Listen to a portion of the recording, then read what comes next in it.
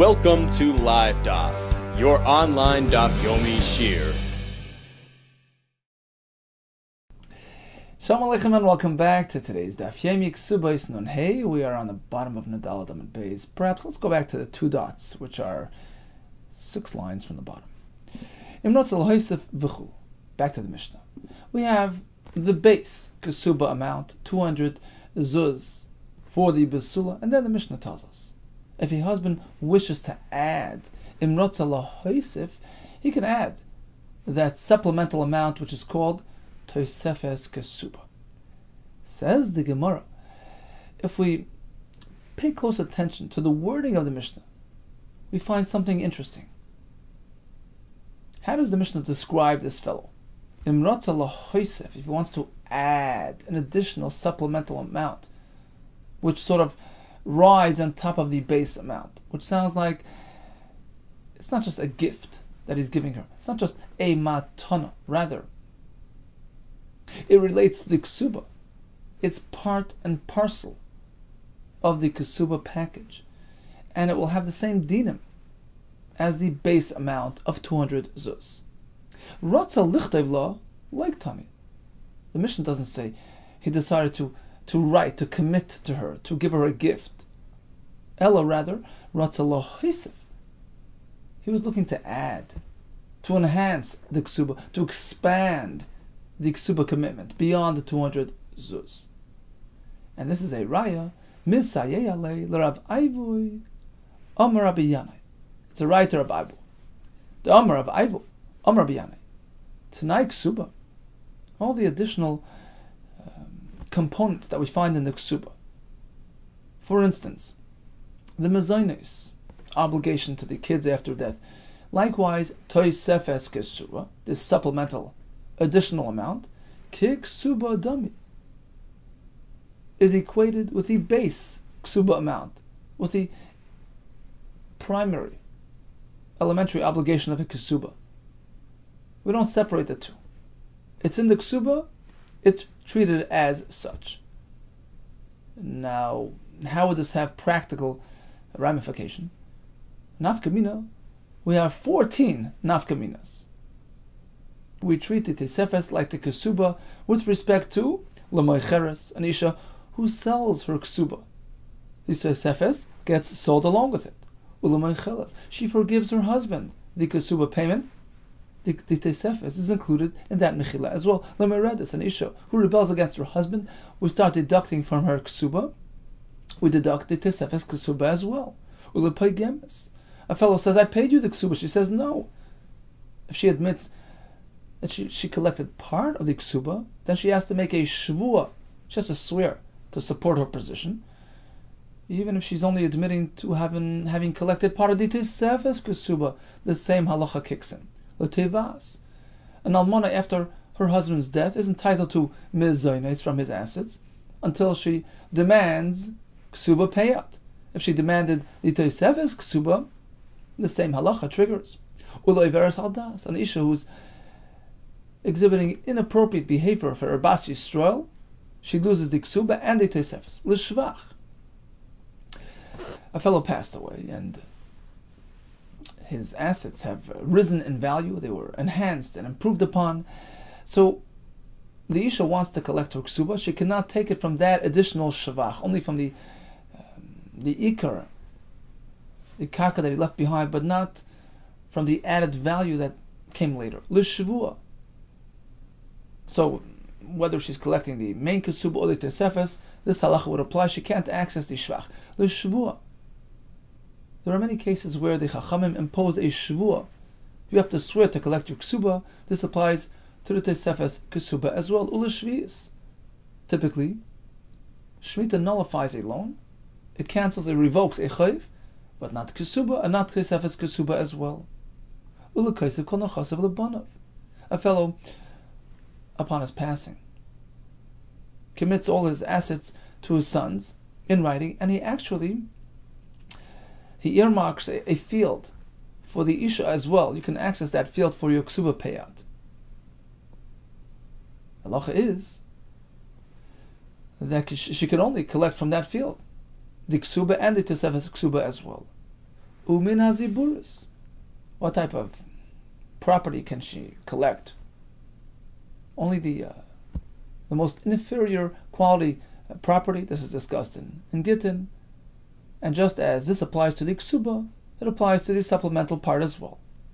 The halacha is, we're going to see this later in the Masechta, if the almana goes back home to her father's home, she can still collect the ksuba payout until 25 years. That's the halacha. This applies to Tosefes as well. Finally, this is the 14th nafkamina. In order to encourage a father to be generous with his dowry offerings to his daughter upon her marriage, we promise him that those items, the ksuba material, the nedunya material, will stay in-house, will stay with his family, will go over to her sons instead of her husband's sons, if there are two sets of kids. So just as the dowry material goes there, the ksuba payout goes there, the Tosefes ksuba payout as well. So bottom line is, Tosefes ksuba is treated kiksuba, like the actual ksuba, pertaining to all the halachas of ksuba. And here we have a list of 14 nafkaminas in total. Continues the Gemara. Once we're on the topic of ksubas b'nin dichron, here comes a machlekes. Itmar. Ksubas b'nin dichron. So her sons would like to claim her ksuba material. Can they actually claim from fields and properties which were sold throughout their father's lifetime? It's called nechasa mishubadim, unavailable properties. Can they go ahead and extract that due to their claim? We have a machlekes. Pumpadisa Amri, the yeshiva in Pumpadisa, held loitar from a mishabdi. No, you can't collect from nechasa mishubadim. Why? Yarsin tanan. Because the husband promised his wife that your sons will inherit, will be Yerush, your ksuba. Well, a Yerusha doesn't come from nechasa mishubadim. They take what's available. They don't go to their father's buyers and take their properties away from them. Here as well, if it's available, they collect. Otherwise, not. However, b'nei masa machasya amri, the Talmid Chachamim in the Mata Machasya city, they claimed otherwise. Tarfam mishabdi. You can take from nechasa mishubadim yizbun tanan, because he promised that your sons will take. They have, just as a Baal Chayv can take, they have the same type of right. They can access even properties which I have sold throughout my lifetime. Yazbun tanan. What's the conclusion? V'ilchasa lo tarfam mishabdi yarsin tanan. Our girsa is yarsin, and therefore is treated as a Yerusha. If it's available, they take it, otherwise not. Here comes another machlekes between the Pumpadisa and the Bnei Mata Machasya regarding an entirely different din. So typically, an Isha who would like to collect her ksuba payout after her husband's death must make a shvua. Why? We're concerned that perhaps her husband had already given her something in advance.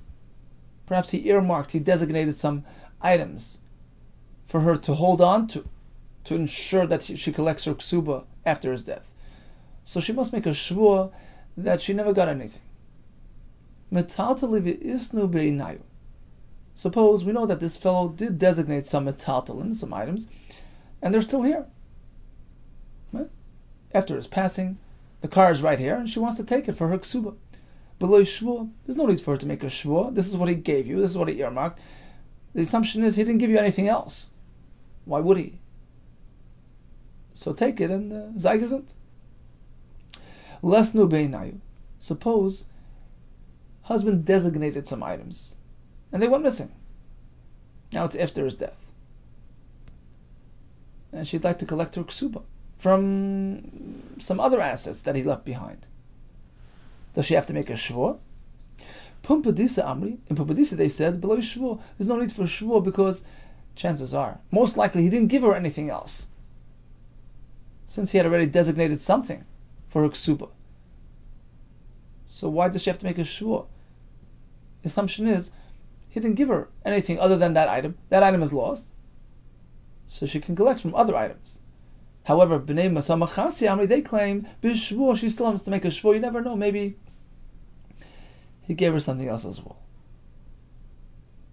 V'hilchas b'lei shvua, the halacha is, there's no need to make a shvua. We trust her that she didn't collect her ksuba payat and doesn't have anything that was deposited by her husband for that sake. Yichad la'ara, suppose he designated for her a field. This field will be your backup for your ksuba payat. And he was very specific in his description. Ba'arba metzronaha. He delineated the 4 borders of that field. A very specific field, and he surveyed it properly.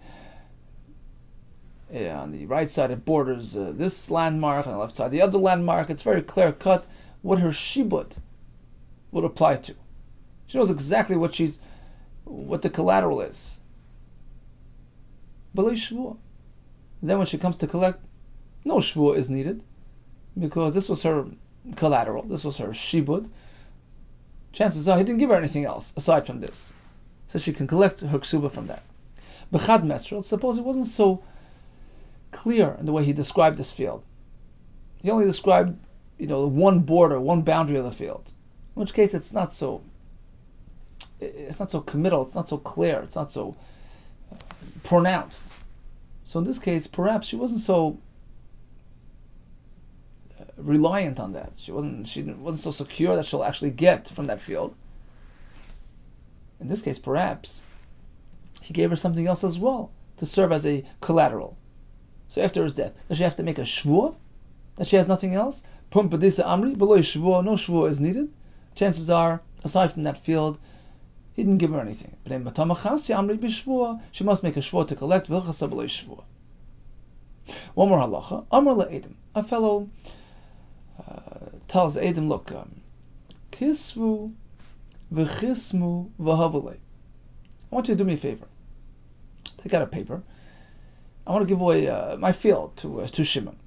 Write him a shtar, sign it, and give it to him. Okay. Kanumene. If they actually made a kinyan with him, a kinyan sudar, they gave him a handkerchief, etc., to solidify and confirm this matana, then there's no need for them to come back and double check and confirm with him whether he actually wants them to hand the shtar to the recipient. Because the fact that he made a kinyan indicates, kinyan, write it and give it over. It's a full commitment. But if no kinyan was done, simply instructions about writing a shtar and that's it. They didn't go further than that. The question is, do they need to go back and check with him whether he's still interested in giving it away? Or can they just give the shtar to the recipient assuming nothing has changed? So we have machlokes between these same shitos. Pum pedisa amri, they claim, there's no need to go back and check with him. And Rashi says, stam kinyan, l'ksiva aymed. When you make a kinyan, you're serious. You want it to be recorded and handed over. No need to double check. B'nei masamachasi amri, they maintain tzorechim l'chebei. You still have to go check with him. V'ilchasa, the halacha is, in fact, tzorechim l'chebei. Back to the Mishnah. A fellow provided some teisefes kesuba, but then something went amiss. During erusin, during the engagement period, they separated, be it via divorce or death. She collects her ksuba. What about the teisefes ksuba, the add-on? Tanakama says she gets everything. It was committed. Rabbi Yehuda Kessler disagrees. The umdana, the mindset, the presumed assumption is, sure, he was very generous. If you marry me. But at this point, it's still premature. That's not what he had in mind. So sure, the base amount she collects, but not the teisefes. Itma, we learned, Rav, Verbenos, there's machlekes between these two Amoraim. Chad Amar Halach Rabbi Yehuda Kessler. One maintains that we follow Rabbi Elazar's shita. She only gets the teisefes after marriage. V'chad Amar, the other one maintains, Ein halacha. Rabbi Elazar Nazari, we don't follow that halacha. Who said what? This time you can conclude that Rabbi Yehuda Amar, he's the one that holds halacha. Rabbi Elazar Nazari. Why? The shamin and lay, because we know that Rabbi Nasan, the asabas ba'azl basar umdana. We have already heard elsewhere that Rabbi Nosson is of the opinion that when something is not really clear, and Beis Din will sit down and assume, and appraise, and estimate, and conclude what this fellow had in mind. Likewise, in this case, we assume he meant to give it only after marriage. Where do we see that Rabbi Nosson subscribes to the concept of umdana? The Amar Rabbi Nosson, halacha, Rabbi Shimon shezur b'mesukan. We have a Mishnah in Maseches Gittin. A fellow is in a frenzy. He's running out to the caravan that's about to leave. He's running out to the ship, and he throws out a line. He says, Rabbi, he said, write a get for my wife. But he never concluded with the word give it to her. The fact that he's running out explains why he was short in words, and we write and give it to her. Rabbi Shimon adds, he enhances the halach, he elaborates on it. Even a mesukun, a fellow who's deathly ill, should this fellow just say, write a get to my wife? We take it, we write, we give it to her. We assume that's what he meant. And Rabbi Nosson says, we follow this Mishnah. In fact, we also follow Rabbi Shimon's add-on. Even mesukun, he's not running anywhere. Why would he have to skip on words? But the umdana is, he's certainly trying to spare her from any issues after death. He's trying to give her a get ahead of time. So although he didn't actually verbalize the word tenula, give it to her, it's a presumed assumption, and we follow through. So that's the halacha. Uber trumas masa shodmai. This is another quite unrelated halacha. We also follow Reb Shimon in that case. Rashi explains, typically when you purchase produce from an unlearned fellow in Amoritz, in which case you don't know whether he had already addressed a truma and maser, obligations. So the item is called demai, right? It stands for demai. What is this? Undefined, unspecified, unknown. There was a takanas chachamim that you meant to go ahead and separate, for instance, the trumas maser, etc., from that demai. And what happened was, this fellow separated the trumas maser, and then it fell back into the pot. Typically, when truma or masa falls into a collection of non-truma material, it turns into meduma. It's a mixture. You can't just go ahead and eat it. You have to sell it to a kohen. So what does he do, this fellow? It was trumas maser of demai, and it fell back in. Rabbi Shimon Shazuri says, look, since the whole thing was only an uncertainty, it was a suffix. Maybe the Amoritz really did already do the trumas maser, in which case your trumas maser was really futile, really just not trumas maser, right? So we go ahead and we ask him. We go back to the Amoritz. He says, could you tell us about the status of this produce? And if he tells us that he had already taken care of the trumas maser, in which case we just want to be matter the rest, and we say, look, there was no need to take up trumas maser, and whatever I did now today was really pointless, and the fact that it fell back in to the rest of the produce, no harm was done, I can go ahead and eat it. Okay, so this is a kula from Shimon Shazuri. So bottom line is, in the first halacha we see the concept of umdana, the assumption, conclusion based on a person's mindset, and Rabbi Nosson takes on that opinion. So we assume that Rabbi Nosson, likewise in our Mishnah, will follow Rabbi Elazar ben Azar's opinion, which is based on the umdana factor. So you're assuming that Rav disagrees? He doesn't subscribe to umdana? Actually he does. Well, we have another discussion elsewhere regarding a matnas shrivmara, a fellow who's deathly ill. The Chachamim tell us, if a fellow in that situation chooses to give away his assets, his belongings, you don't need to make a kinyan. Divrei Shrivmara Kiksuvim Uke Mesurim Dami. It's as though he wrote it and he formalized it and he documented it and he gave it away. Why? The Chachamim were very concerned. We want to keep him calm. We want to spare him of any anxiety. Sure, what you say is what we do. Your word is gold. So that's typically the halacha applied to a Shrivmara. You don't need to make a kinyan. You don't need to make a shtar. But there's a downside too. If he should recover and get up from his illness, he gets back what he gave away. Because I only gave it because I figured the worst was coming. Right? So now, matnas shrivmara, shekasa b'kinyan. So they actually decided to record it in a document. The shrivmara instructed us, such and such, give away, the field, the house to this person. But there's a kinyan inside the shtar. It says that they actually made a kinyan. something which is not typical for a Shchivmara, who does not need a kinyan. The kinyan factor is typical of a healthy person.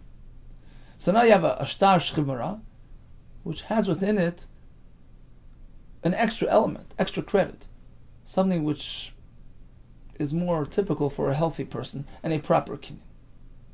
How do we deal with this shtar? Bebei Rav, in the Beis Medrash of Rav, Mishmei de Rav Amri, they quoted Rav as follows. Great. Arkevei atrei richshi. So the Shchivmara rode him on top of two mules. Basically what it means is, richshi, by the way, is a pasuk in Esther. Rich v'harechesh. Some sort of mule, some sort of animal upon which you ride. So good for him. He was doubly empowered. He got the standard matnas Shchivmara, which has its own benefits, we're going to see in a minute, and he has the aspect of an ordinary, conventional, typical matana, which has its own benefits. Ushmul Amar, no. Shmuel says, I'm in a quandary. I'm not sure how to deal with it. And the Gemara explains. Rav Mishmei de Rav Amri. Rav holds, Arkevei atrei richshi. He was doubly empowered. He has everything. Harei kematnas bari. We treat it like a gift given by a healthy person, which has its own advantages. And this is due to the fact that it says kinyan in the shtar, which is reminiscent of a typical gift. That's on the one side of the coin. On the other side, he has the advantages of a matana given by a shchivmara. Explains the Gemara. Harei kematnas bari. It's treated like a matnas bari. Dim amad. This fellow should recover, Be'ez Hashem. He can't retract his matana. A shchivmara can go back on his word because he only gave it, assuming he'll pass away. But a bari, whatever he gave, he gave. Here as well, if this fellow should recover, the recipient can still hold on to this field. So that's the ma'ala, that's the advantage of it being considered a matnas bari. On the other side of the coin, he has the other advantage as well. Harei kematnas shchivmara. It's considered like a gift given by a shchivmara. Shem amra. Hava asi leploni. Should the shchivmara declare, I'm a creditor, right? Somebody owes me money. I am now transferring that halva, the rights to claim and collect that loan, I'm giving it to Shimon. We listen to him. We accept that instruction. Halva asel plenty, it gets carried over to the other fellow, which is something unique to a shchivmara. Rashi explains, by a bari you can't do that, you need to make special kinyanim. It doesn't work like that. So this fellow, he has all in one. He has everything in the same shtar. He has a matnas shchivmara, he has a matnas bari. Ushmol amar leidana ma'edumei, I'm not sure how to deal with it. It's an oxymoron. You can't have a matnas shchivmara with a kinyan. Why? The fact that there's a kinyan in this shtar perhaps transforms it to an ordinary document, unrelated to the matana of shchivmara, like a regular matana, a regular shtar, in which case we have a problem. You can't activate a shtar after his death. Right? A person during his lifetime, he can write and give whatever he wants. But suppose a person writes a shtar today, and it's only meant to be activated after his passing, such as by a shchivmara. He didn't mean to give it away today. He meant to give it away if I pass, right? If I pass away. So typically, if there's no issue of the kinyan, etc., so the Chachamim tell us you have to listen to his word, accept his instructions. As we said before, the words of the shchivmara is gold. We follow through, we implement it. But once we're deviating from the standard shchivmara process, we're treating it like a regular legal document, in which case the document is what activates the process. And in this case, where his mindset was to have the document activated after death, you can't activate a document after death. This fellow was stuck. So bottom line is, what pertains to our sugya is that we see that according to Rav, we use umdana. We view it differently, entirely differently than Shmuel. We say, look, this star here, given by the Shchibara with a kinyan, Alamailus, a column at Alamailus. He's trying to enhance it. He's trying to give the recipient everything he can get. All the advantages of a bari, of a Shchibara. This actually allows the recipient to extract this field later, to collect on it, to be mitzvah moment. That's a chiddush. So we see that umdana. The fact that we assume that the Shchibara is trying to give him the best in the most effective way, allows us to act upon it to the point that we could extract property. We allow him to collect on this star. So Rav holds of umdana. How can you tell me otherwise? Right, back to the Mishnah. Rabbi Azariah says, if he divorces during engagement, she gets the base amount, but not the extra amount, because the extra, that was meant for marriage. We had Rav and Rav Nassan. One said, we go with the Shita. One disagreed. We don't paskin like this. The Gemara says, I can figure out who's who, because Rabbi Nassan is the one that likes umdana. We work with mindset, we work with presumptions, and that's Rabbi Azariah's track. The assumption is, I only gave it to her for marriage purposes. Whereas Rav apparently disagrees with this. She gets it regardless. We don't factor in the umdana factor. But we do. According to Rav, umdana plays a very pivotal role in how Bezdin views things. Elo says the Gemara, you're right. Taravahu, both Rav and Rabbi Nassan, Azli Basar umdana. Typically, they accept the umdana factor and factor it into the process. So Manda Omar Halacha Shaper. So one of them two, Rav and Rav Nassan, who actually adopted Rabbi Lezer ben Azariah's shita, which is based on umdana, that works well. Manda Omar Ein Halacha, but the opposing shita, who did not want to adopt Rabbi Lezer ben Azariah, it's not because he disagrees with the concept of umdana. Hachanami umdan datu. Actually, just the opposite. This opinion is also based on umdan. Why did I promise her the extra amount? Because of the ikruva data, because we were getting closer and closer. The fact is that happened as well. Even during engagement, we were getting closer emotionally, intellectually. We were getting closer to each other in preparation for the upcoming marriage. So the commitment of Tesefes Kesubos stands. So it's also based on umdana. So the bottom line is, both Rav and Rabbi Nassan accept the umdana factor. And the question is, what is the assumption? What is the umdana? Shall we assume that he specifically wanted to wait till after marriage? Or perhaps the engagement period as well is enough to activate the Tesefes Kesubos commitment as well. So how do we paskin? He asked Rav Chanina, he was sitting in Rabbi Yana, in front of Rabbi Yana, and he was saying, Allah was on Azariah, that's how we paskin. She only gets the Kesefes later. So Rabbi Yana wasn't so happy. He said, Puk, go outside, kari, karach, announce your halacha lebra to the outside. Don't say it in the Beis Medrash. We don't accept that. Ein halacha, Rabbi Lezer ben Azariah. Amar Rabbi Yitzchak bar Abdimi, Mishum Rabbeinu, in the name of Rav. Halacha, Rabbi Lezer ben Azariah. Amar Rav Nachman, Amar Shmuel. Halacha, Rabbi Lezer ben Azariah. So Rav Nachman was quoting Shmuel, that we accept Rabbi Lezer ben Azariah, but Rav Nachman the day, Amar Rav Nachman himself said, Ein halacha, Rabbi Lezer ben Azariah. When Ardoi in the yeshiva, in the Ardoa place, they said, Mishmei Rav Nachman, Amri, halacha, Rabbi Lezer ben Azariah. Va'av hagav, and even though the lot of Rav Nachman sort of cursed and negated, Va'amar, he said, his opinion was Ein halacha, right? That's what we said before. He don't hold Rav Lezer.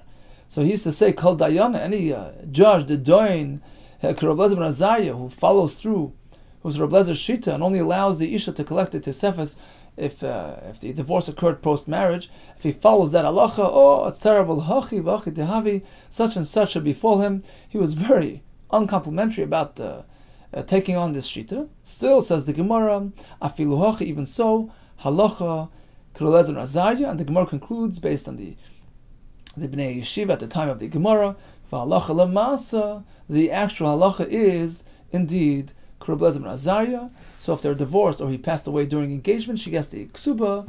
But regarding collecting Tesefes Ksuba, that has to wait until after marriage. So we learned about Tesefes Ksuba. It has a din Kiksuba. We had 14 ramifications, but we treat the two as one and the same package. We had 4 cases. Machlokes between Pumpadisa and Matamachasya. And the Gemara concludes that the point of Rabbi Elazar ben Azariah is based on Umdana. The Tanna Kama is also based on Umdana. The question is, how do we interpret this fellow's mindset? Was he waiting until marriage or even engagement would suffice to give her the Tesefes Ksuba? The maskana of the Gemara is, like Rabbi Elazar ben Azariah, Tesefes she only gets post-marriage. Hatzlacha Rabba to you and B'surais Teveh.